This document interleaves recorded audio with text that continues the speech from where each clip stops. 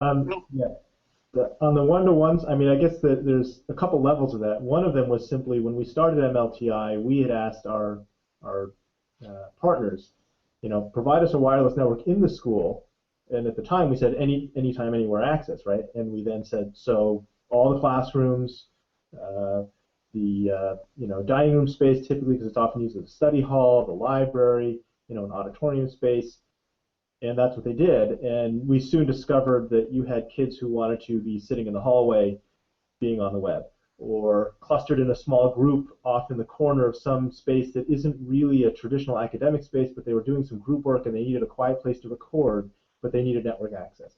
So over the years, even within the context of the Wi-Fi networks, we just started telling the vendors, provide us a wireless network that covers the campus, the whole school, because kids are everywhere and teachers are everywhere in those buildings and they need access wherever they are.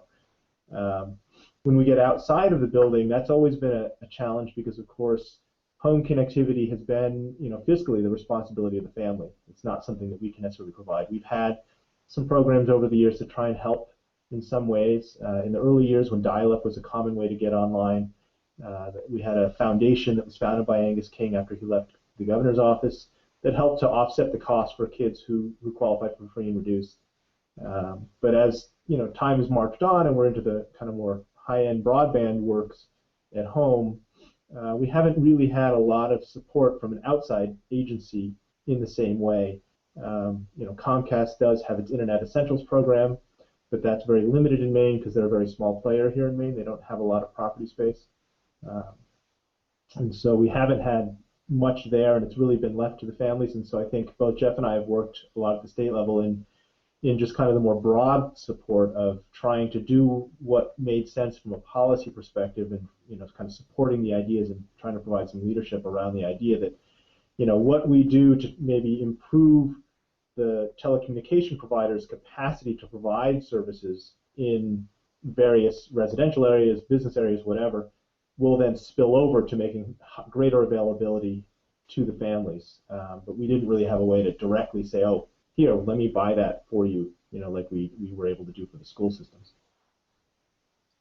Yeah, and I can echo what Jeff is saying about both the Wi-Fi in the sense that there's no such thing as a non-learning space within a school anymore. It's everywhere. In fact, we can see through our tools at the transition from students from the school building into buses.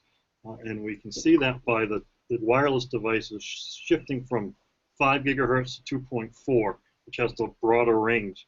When they go out on the buses and they're doing still online, you can see all these clients swap from one frequency set to another. It is truly amazing. As far as out of school, or I'll call it after school access, public libraries play a major role in that in terms of their connectivity, both when the library is open and even when they're closed. In Maine, there's a lot of libraries that have made sure their Wi-Fi networks exceed the boundary of their outside walls and are available 24/7. And as Jeff said, we don't have the central funding at this point, probably never, to solve the at-home high-speed connectivity problem that we have and most places in the country have today. So we are active at both the state and national level in an advocacy kind of role, making sure people understand this is an issue K through 20 for us. We've gotten involved in the Gig.U initiative to try to raise awareness. We do work with local municipalities, trying to make sure they understand they have a role to play in coming up with solutions. So the learning doesn't stop at the end of the school day.